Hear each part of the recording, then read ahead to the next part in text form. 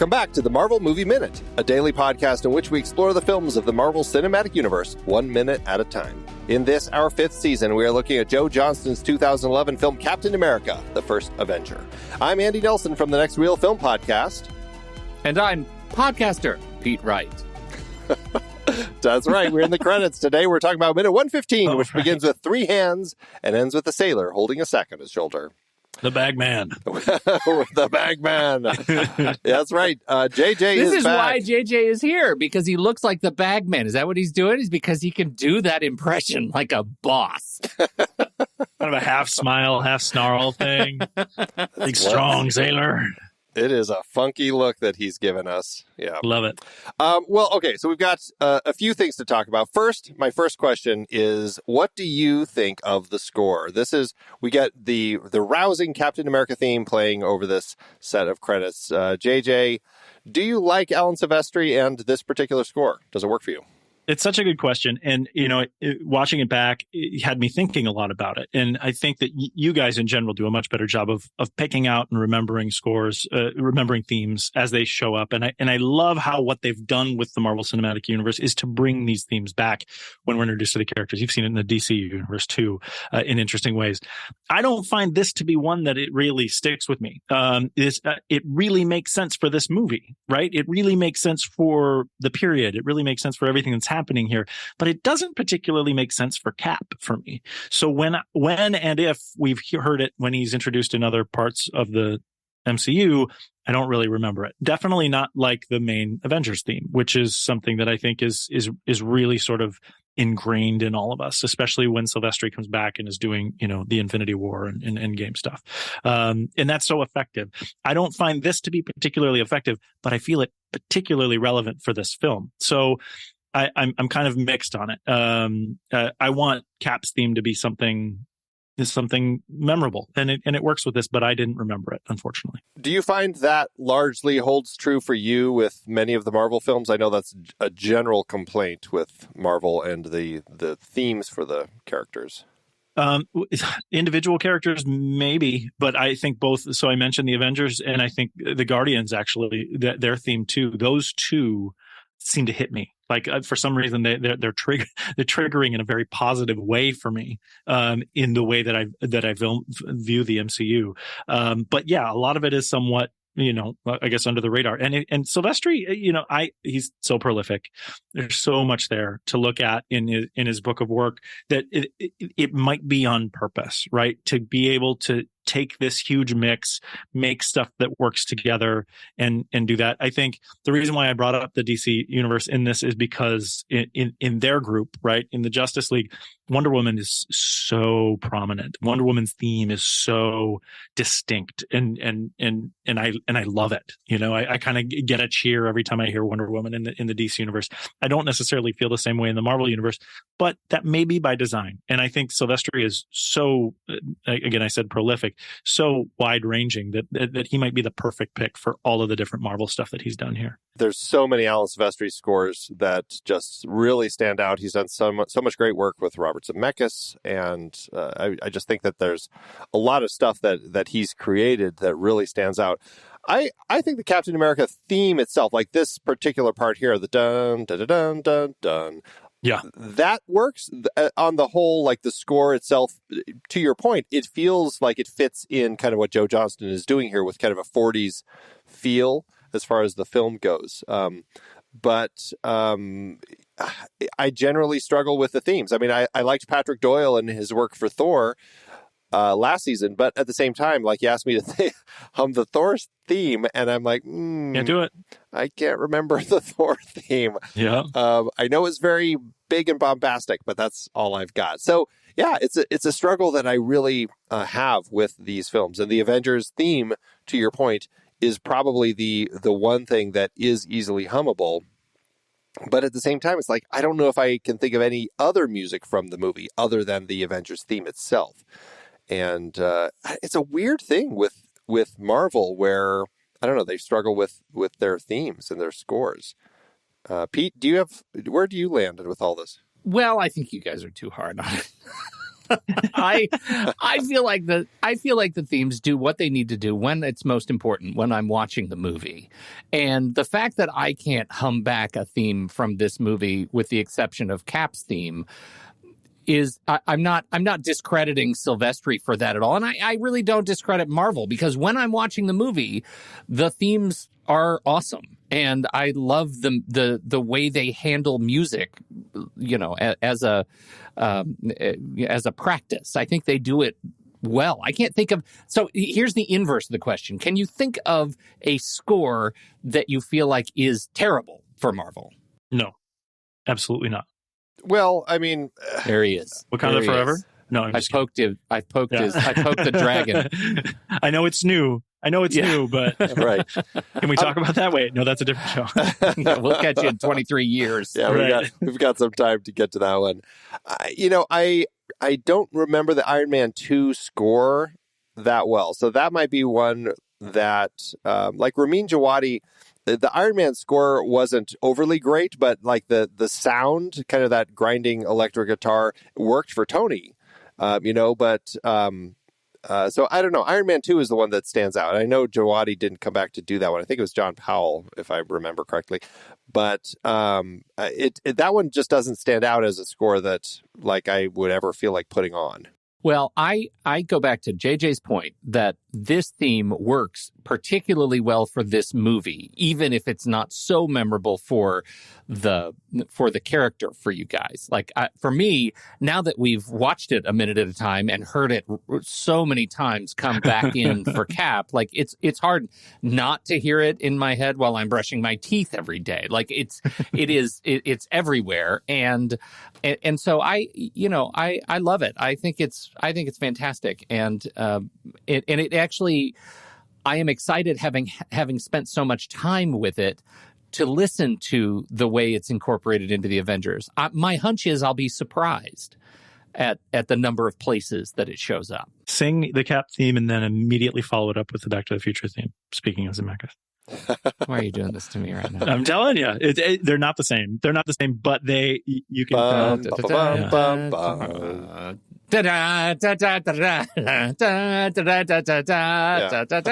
sounds like they go together. I mean, they're not the same, but it sounds like they're part of the same. It's song. Almost an inverse. That's interesting. Yes, I know. I love it. It's so funny. Composers stealing from themselves would not be a new thing. No, and that's James the thing. I mean, can certainly tell you. It's almost like they're selected for what they do well, and I think that's why I think that Silvestri is a good pick for this, even if it's not, what we're thinking it should be, because it's memorable in the way that it's supposed to be. Yeah, I mean, it fits a 40s-ish feel, and that's the thing that I think works exceptionally for it. So. All right. Well, let's start talking credits. So let's go through some names. So, and just see if there's anyone in particular that you are interested in talking about. I mean, we didn't talk last week, or not last week. In yesterday's minute, we had, of course, Joe Johnston as the great director of the film with the classic "I Want You" for the U.S. Army poster, which, that the James Montgomery flag poster that is so iconic. We've talked about that back in early in the season when we first saw that popping up everywhere. And then it immediately shifted. And we didn't really talk about the style of the designs. I don't know. Should we talk about names? Or do you want to talk about art first? Where do you want to go? Well, quickly, I'll just say about Joe Johnston. Other than this, I'm not super familiar with Joe Johnston and his work, so I went back and looked at the IMDb thing. I think it's interesting that he's also the director of The Rocketeer. Just to think about, people talk about, I can't remember who I was having the conversation with, but very recently talking about comic book movies before the MCU and how they struggled to really sort of capture the energy of what was on the page. And one that stood out as different from that was The Rocketeer. A lot of people talk about The Rocketeer having its own feel, its own special thing. And that's really neat to think about where the Rocketeer exists in sort of the history of comic book ideas, and then to come in and do Captain America, the First Avenger. There is some synergy between that. So I appreciate his style on this film as it relates to other work that he's done in the past. He's an interesting director. I certainly enjoy his work. I don't know if I ever really love his stuff. And I'm probably the oddest of oddballs who probably would say Jurassic Park 3 may be my favorite Joe Johnston film. Nice. Yes, I'm that weirdo, but I do really love that movie. Yeah, I mean, I don't know. Pete, what's your favorite? Is it this, The Rocketeer, or I mean, The Wolfman? Honey, I Shrunk the Kids, we had right? a great time talking about The Wolfman. Right. Yeah, Honey, I Shrunk No, the I Kids. think it's this one. Now, I have a real soft spot in my heart for The Rocketeer. I love The Rocketeer just because of when I had it in my life. But, having seen as much of this movie as I have now, I mean, I love Cap, and I love the way he was treated in this movie. And I think this movie says so much more about the war machine and media and media as influencing pop culture. And I like all the little nods to those sorts of cultural things that I think play in it for me. So I'm a fan of this one. I've told you guys my Rocketeer story, right? What's that? No. When I lived in LA, well, my first job ever was at a movie theater. I don't know if we've talked about this. All of us have kind of interesting movie backgrounds from our youths as well. And when I moved to LA, everyone told me that I looked a lot like Billy Campbell. Like people would actually come up to me and say, you should go to his agent to see, be a young Billy Campbell. And I never realized that Billy Campbell was a Rocketeer. But I remember that at my first job as a theater usher, just wearing the garb and the bow tie and whatever, I had a little kid run up to me at one time, go, Mommy, the Rocketeer. Oh my gosh. That's awesome. So it has been something that's followed me my entire life. That's awesome. Yeah. Very funny. Who else? Well, we move into the screenwriters. The script, of course, was written by Marcus and McFeely, the writing duo that it is Christopher Marcus, Stephen McFeely. They have been working together. They did the Narnia films. They did the 3 Narnia films that were made: Lion, the Witch, and the Wardrobe, Prince Caspian, The Voyage of the Dawn Treader. Neither of them are attached to the new one, so I'm curious with the new direction where they're going to go with that. But they both came into this franchise with this film. This is their first entry into the Marvel universe, and now they are way up there. I think they're like the on the actual the team, like. They've been incorporated into the Marvel team, working close with Feige, helping develop the stories. They wrote this, Thor: The Dark World, Captain America: The Winter Soldier, Civil War, Infinity War, Endgame. And then they did The Gray Man, which is the Russo brothers film that the post-MCU Phase 3 film that they did. And so, I don't know. I mean, are you fans of kind of what they've done and kind of the work that they do? Well, I didn't love The Gray Man. That was hard. Yeah, and that list that you just gave us is not, a universally loved list of even the MCU films.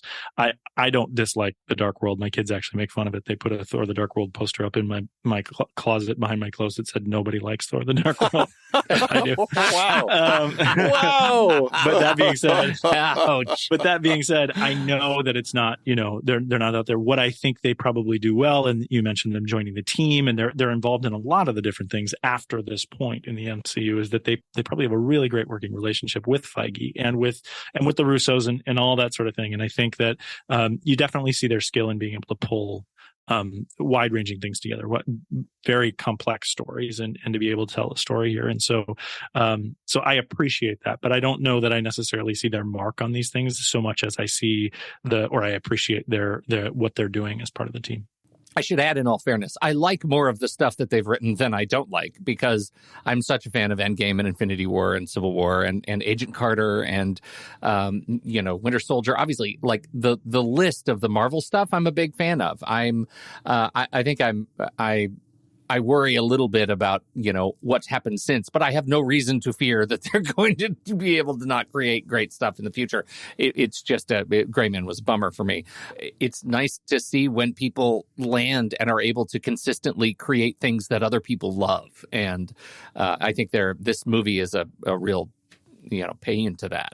They started with The Life and Death of Peter Sellers, which is a TV movie that I quite enjoyed. I thought it was a pretty solid look at Peter Sellers' life, with Jeffrey Rush playing Peter Sellers and Charlize Theron playing Britt Eklund, and definitely worth checking out if you haven't seen that. they've only done a few things that aren't Marvel. Then they did a film called You Kill Me, which I never saw. It was a John Dahl film with Ben Kingsley as a hitman and Tia Leone as the somebody that he befriends. And then they did something I really like, which is Pain and Gain. I know that's kind of a divisive Michael Bay film, but I kind of really liked it. I thought it had an interesting edge to it that definitely worked for me. So, and now they're working on The Electric State, which is the new Russo brothers film. Again, non-Marvel. So I'm curious to see where they continue going and evolving with the work they do. It's interesting that at this point, from what I can tell, there is nothing Marvel that they have been tapped into. So I'm curious if they're just helping kind of develop the projects that are coming down the pike. Yeah, it would make sense. All right, so we're not going to go through every single one of these in all of this great detail, but that's we start with them, and then of course Kevin Feige as the producer. We have the executive producers, and then we go into the DP, Shelley Johnson. What did you think of the cinematography in this one, JJ? You are a person who's been involved in the camera department quite a bit in your past. Do you like the way that Shelley Johnson kind of shot this? Johnson is a Johnston regular, has worked on a number of Joe Johnston's films. How does it work for you? Well, that's one of the things that I noticed more watching it back, because I remember when I watched it earlier, I was kind of so focused on the story that I didn't really pay attention to much of the visual elements of what they were doing, the storytelling. I actually liked it a lot more when I watched it back this sort of recent time, preparing to talk about these minutes with you. So the specific thing that I've been involved with in camera work is motion control. And a lot of the moving shots in this movie are very thoughtful and very dramatically shown in a way that I really like in film. So I give it more credit now than I would have when I first watched it, for sure. So I'm liking it more. I need to go look more at the work and see what else is there to sort of compare it to other things. But again, I sort of dismissed it when I first watched it. Because I thought, and I could say this about the story too. I thought it was a simple story, but there's much more here on rewatch, both in the story and the visual storytelling that you can pick up. You know what I think is interesting and maybe worth noting? I don't know. I weirdly, I think I need to watch it again. See? But it strikes me now that speaking just of the cinematography, that the cinematography felt like of a time too. Right? Like it felt like what we were watching was what would have been shot or could have been shot at the time. There was nothing that felt like it was so flamboyant that it couldn't have been shot in the 40s. That's fair. It looked better. Right. But at least it didn't feel like they were flying drones around the battlefield. That I think that would have been distracting until we get to...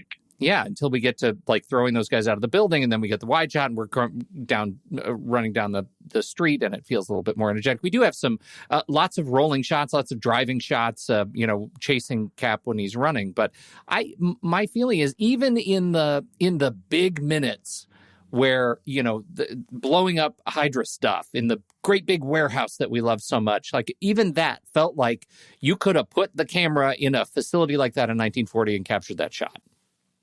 I don't know. Am I making stuff up? Well, no, there was a guest who had pointed out, blanking on who it was, but they talked about how Johnston very specifically wanted to use those certain lenses, like nothing too wide angle, trying to, or no telephoto, something to kind of keep it feeling very, very much of the time, using more of kind of just the normal lenses. And so, I think there's something to that. I say that in contrast, though, because the other thing Shelley Johnson has done, which I've seen, fairly recently, is Greyhound, the Apple TV Plus Tom Hanks film. Yeah. And that was not shot this way. Like there is a lot of that. And I think when you're flying around a sea battle, you got to put the camera in places that you might not otherwise be able to have captured at the time. And it feels, in some cases, quite jarring. It feels a little bit Michael Bay in some places because of that. Well, the place where I would notice it the most in this is, particularly, and it's going to sound weird because they show it in a couple different places, but when they're highlighting that Hydra car, Mm-hmm. And when they're circling the car, and when, and when they're driving in the car, and all these things feel very sort of old fashioned to me, but not in a negative way. They're showing it artfully. They're giving it the sort of largeness that you want to see in the way without using a wide angle and this kind of stuff. And they're shooting down the side of the car. They're giving it all this kind of things. And I really like the way they highlighted things like that. It came off as something intense and old to me. It actually reminded me a little bit of, like the Baz Luhrmann Great Gatsby a little bit, in the way that they showed things of the time in that movie. And I think it was all very positive and looked very artful in the way that it was shot here. Do you think, and Pete, just following up on your point, I don't know if there's a big difference, but certainly there might be something that I think that they were still using some film, maybe not all film for this, but some film for this, as opposed to Greyhound, which I'm sure was completely digital. So, digital. Yeah. Sure. Yeah. JJ, do you feel that the speed ramping that's used off and on throughout the film takes you out of the feel of the period, or do you mind the fact that they were throwing that in?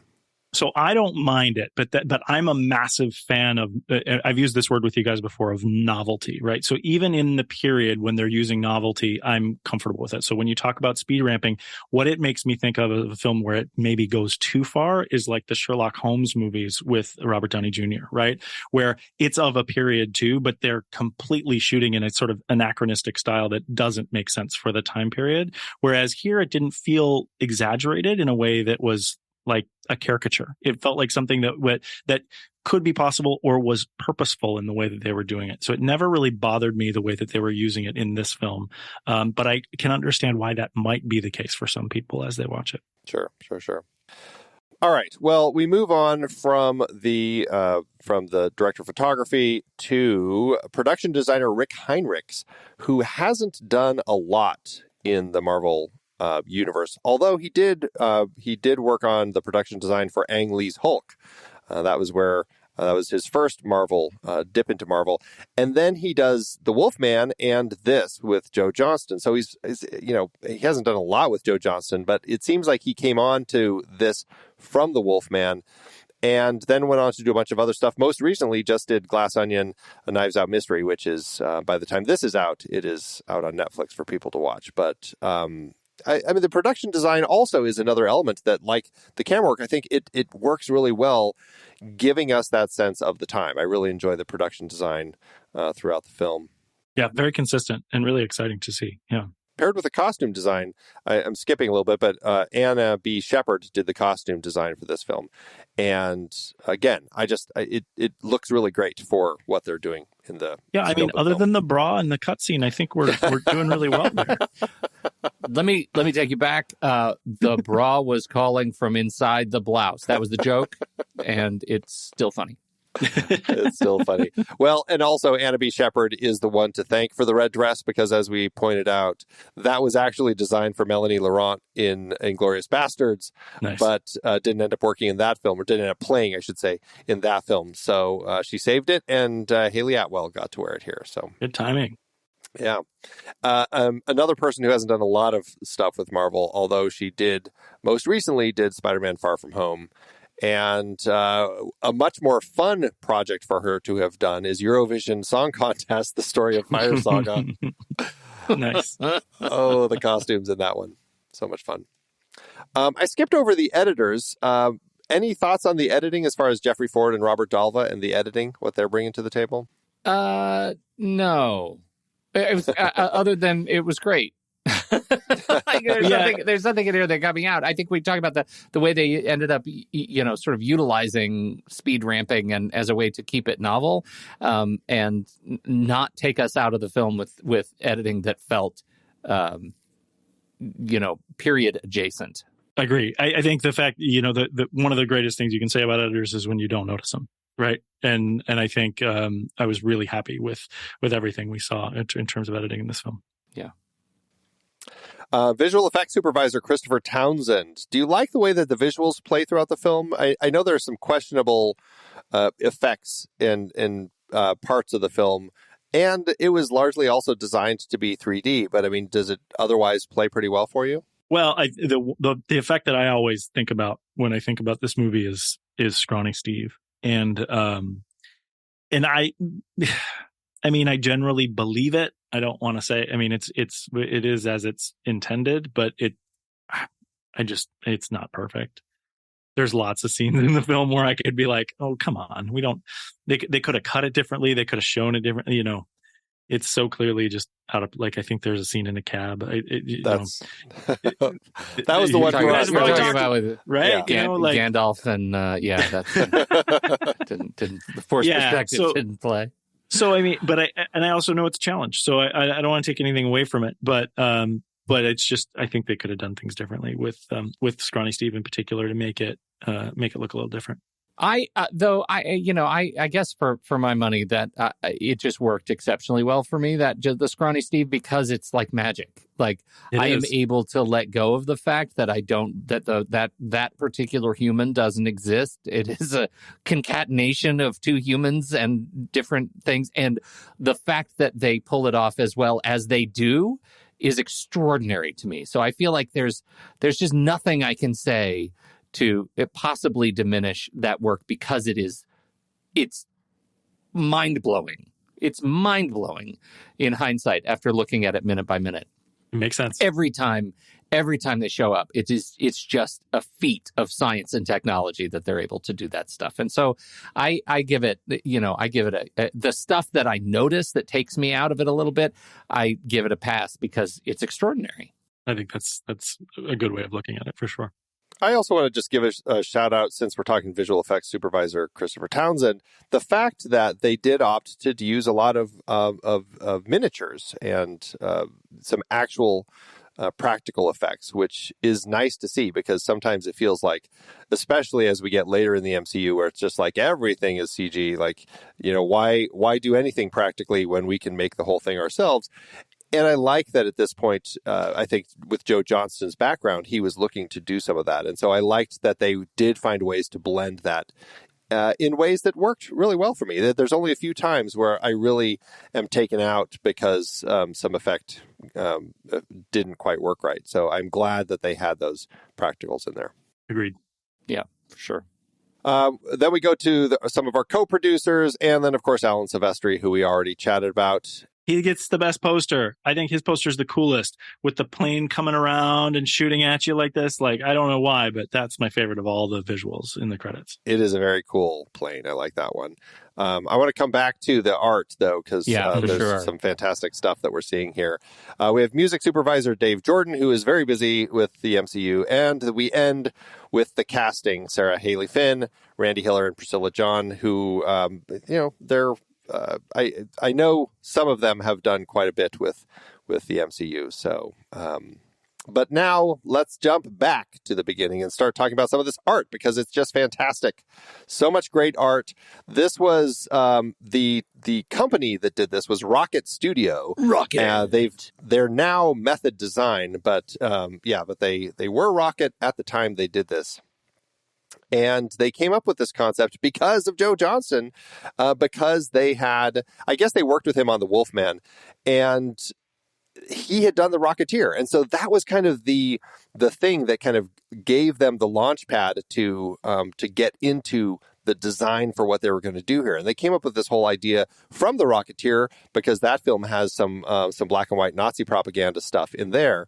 And so they said, let's do the same thing, but let's come up with using something similar with American stuff. And they were playing with coming up with their own stuff. And then Joe was the one who said, let's use some real images from these fantastic World War II propaganda posters, because there are so many really interesting ones. And so they did. They put this together. And then the other challenge was they wanted to do this three-dimensionally. One, this was the period everything was coming out in 3D, so they had to come up with ways to kind of make all of this look very 3D. And I mean, it's very interesting. There's a great Art of the Title interview about the whole thing, talking about the process of making it 3D and how they did it. And I mean, it's really, really interesting. It's extraordinary. Yeah, a lot of especially work. because they show you all the mesh for the motion or the Maya projects that they set up in here. It's just extraordinary looking at it is so effortless in the actual title sequence that when you see what they had to do to break apart the "We Want You" poster, just as an example, it's extraordinary and such great patience. I think it's just beautiful. It's beautiful work. Cool. And, Pete, you'll appreciate this. Their inspirations, aside from the World War II period stuff, were the James Bond films, but also Thank You for Smoking. Yeah, I love that. Wow. That was a great note. I thought that was so fun. The posters and the 2.5D animation style. I think that's really fun. Yeah, very cool. The first one that we saw yesterday was James Montgomery Flagg's iconic I Want You poster. The next one that we see is Together We Win. Get behind your labor management committee. This is the three arms that we see coming in to kind of two of them are holding hands, like shaking hands, and then it looks like kind of Uncle Sam with the star and striped sleeve is kind of putting his hand on top of theirs. That's kind of the labor management one, and I thought that was interesting. I don't have where all of these were created or who did them, unfortunately. I would love to have figured out who the artists were. All I have for this one is it was done by the Office for Emergency Management. That sounds about right. Yeah, I'm sure that's right. You got that right. I hear these and I go back to Brazil and like some of the incredibly bureaucratic names for these offices. Yeah. Crazy offices. Yeah, exactly. That one dissolves, or I shouldn't say dissolve. They've all very fantastically been designed to kind of morph into each other. So that one turns into, we see some yellow planes with kind of propellers on their wings. And then we see a face and it says Civil Air Patrol. This is the Civil Air Patrol poster that it says Eyes of the Home Skies, Civil Air Patrol of the U.S. Office of Civilian Defense. And so that is that fantastic poster. And it's interesting to see the elements that they pulled, like the face and the planes, and then how they kind of moved them around and everything. But that's that one. I'll just kind of keep walking through these and we can kind of talk about them. Yeah. Then we go into kind of the shapes of all the planes flying overhead. And then we have an interesting image of Uncle Sam holding a sack that's made of the flag, which I'm sure would set Rob Cabasco off on his thing about the improper uses of the American flag. Thank goodness. We need that voice in the world. I agree. Absolutely. I'm with Rob. That's right. This is a Buy War Bonds poster. And the whole design of it is it's got Uncle Sam holding that bag of I'm not sure what he's holding. I guess it's just supposed to be an American flag that he's holding it, but the way that it's made, it looks like it's got a sack. He looks like Santa or something. It's weird. Where else are you going to put all your war bonds, Andy? I guess so. Once you've sold them, you put the booty in the bag. That's right. He's up in the clouds. You've got all the planes flying overhead, and then you have a bunch of troops below, and it says Buy War Bonds below him. So that's that fantastic one. And Shelley Johnson, that's the bottom part of it with the troops. Then we move into the parachutes and the paratroopers, and we see a soldier holding a gun. This poster is Back the Attack, Buy War Bonds, Third War Loan. I don't know what that means, but that's what that poster is. Yeah, I'm not sure what the Third War Loan is. Yeah. And then from there, we move into some stripes, and we end up seeing a woman behind a typewriter. See, and this makes me think of Natalie Dormer. Oh, how do you burn Natalie Dormer? Natalie Dormer in this role? She's so much greater than what they've given her in the MCU. I'm a big fan. There we go. See, I'm not alone, Andy. That's right. This one is from Victory Waits on Your Fingers. Keep 'em flying, Miss USA. Uncle Sam needs stenographers. Get civil service information at your local post office. From the U.S. Civil Service Commission in Washington, D.C. It's perfect. That is perfect. Oh, it's so great. From there, we go over to the planes that you love so much, JJ. We get to see these The best fantastic one, planes. And then, of course, it turns right toward you. The poster is actually the image right before it turns to shoot at you. It's the planes flying at a diagonal across the screen. This is a poster that says, "We're putting the stings in America's wings. So much depends on us. Let's go, everybody. Keep them firing." That was a motivational poster from General Motors. They actually, it was from their Oldsmobile division, interestingly, because I guess they were working on some of the planes. I love the addition of making the prop on the principal plane actually rotate. I think that's such a nice touch on this one. Like it. They're all actually rotating if you look. Oh, yeah, it's a nice little thing. So that's funny. Yeah. That's funny. And then we move to a wrench turning the O in the word production. This poster is America's answer, production. It is a, let's make sure we're producing America. And this one actually does have the artist Jean Carl or Carly, something like that. I can't quite, the writing is a little funny. But from the Division of Information Office for Emergency Management. Again, inspiring people to get back to work. Then we have the last one in this particular minute. It is the Navy officer holding the bag that we talked about earlier because he's looking at us a little funny.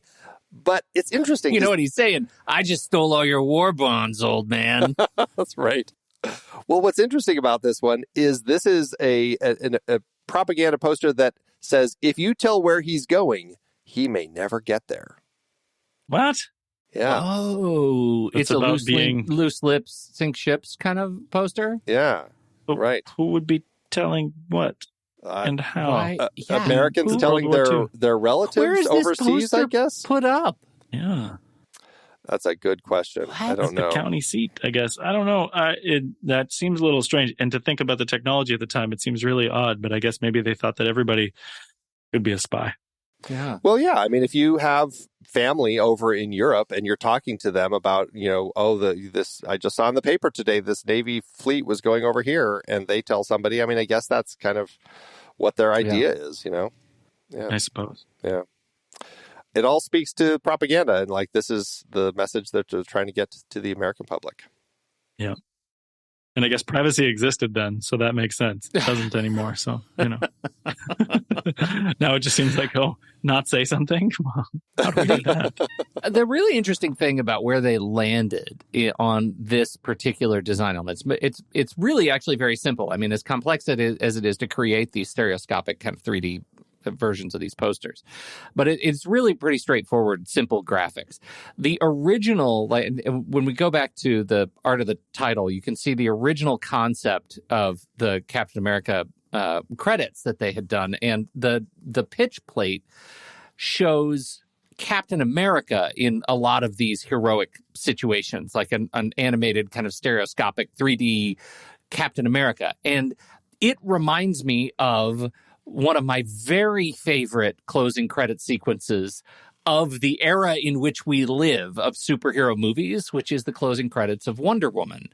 And I think it's extraordinarily beautiful, the closing credits of Wonder Woman. But it's Wonder Woman in kind of these silhouettes with painting smoke kind of all around, running through the events of the movie, diving off the cliff and finding the watch and planes firing at her and running across the battlefield. No Man's Land, exactly. But it's all in this incredibly colorful kind of thing. That's what this looks like. It felt like they were going in a direction of doing that with Cap. And I just think that landing on these posters was the perfect icing on the cake that is this movie, and not going with something melodramatic that fit for Wonder Woman. And this would have, I just don't think it would have landed quite as hard. I think it's a good choice too. I think they did a really good job with the selections. There's something also about, this is, Captain America. It's a superhero movie that happens to take place during World War II. It kind of also diminishes what the American soldiers did during World War II if they end up putting Captain America in everything. Yeah. Right. And I think by leaving it with the iconic World War II imagery, it reminds people that, oh yeah, there was also this horrific war that happened, and there are a lot of people who ended up being the heroes in it. And I think that's really Steve's message, is that everybody is kind of their own little hero. Yeah, for sure. Love it. Good minute, lots of great stuff to look at. So very, very fun talking with you about it, JJ. Thanks for joining us. Thank you. Something we like to throw out at our guests is, do you have a favorite Captain America moment from any of the films or the comics or anywhere? Goodness. So it sounds weird because it's not even really a Captain America moment, but it is in Infinity War when Chadwick Boseman says, "Get this man a shield." That is my favorite of all of them. And I mean, because it isn't Cap, but it is, because you think about everything they've gone through with Civil War and being outcasts and even them coming to save who is it? They come to save Scarlet Witch. That's when they show up there. That's all great, but they're still on the outside then. They're still not with the folks who stayed with the government. And then that final moment of bringing everyone together when Chadwick Boseman says that's like the big triumphant thing. Of course, other than, Chris Evans' beautiful, Avengers Assemble in Endgame, which is just forever legend. But yeah, get this man a shield is probably my favorite Cap moment. That's an awesome. Put another point on the board. That's another first. Yep. Nice. Everybody's got their own. Everybody's awesome. got one. That's right. That's right. Awesome. Well, JJ, it's been a thrill chatting with you today and earlier in the week as well. So thank you so much for joining us today. Thank you. We'll see you soon. Can you remind everybody again where they can tune in and hear some of the stuff that you've done out there? Yeah, check out TruStory.fm. We've got a bunch of different archives of all the different shows that I've been on and the entire catalog has been on. The ones that I'm most sort of present with are on the Film Board and on Trailer Rewind, and some of the others too. We have new fun stuff coming up all the time and some interesting stuff coming up on the horizon, but always check in with all of our archives at TruStory.fm. Fantastic. Well, we will be back next time to finish out this set of credits and jump into the real credits. The real credits. The real credits. As if these aren't actual. The scroll. Oh, everybody loves listening to the scroll episodes. So much fun. We're going to try making them fun for everybody. We're going to try doing some fun stuff. So awesome. All right. Well, that's it. So, Pete, thanks as always. My poster says, "Got milk?" Until next time, true believers.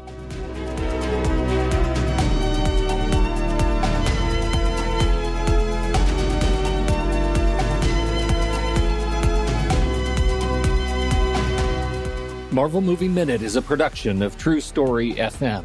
Engineering by Andy Nelson. This season's music is Spread the News by Anthony Vega, and this season's show art is by Winston Yabo. Find the show at TruStory.fm, and if your podcast app allows ratings and reviews, consider doing that for this show.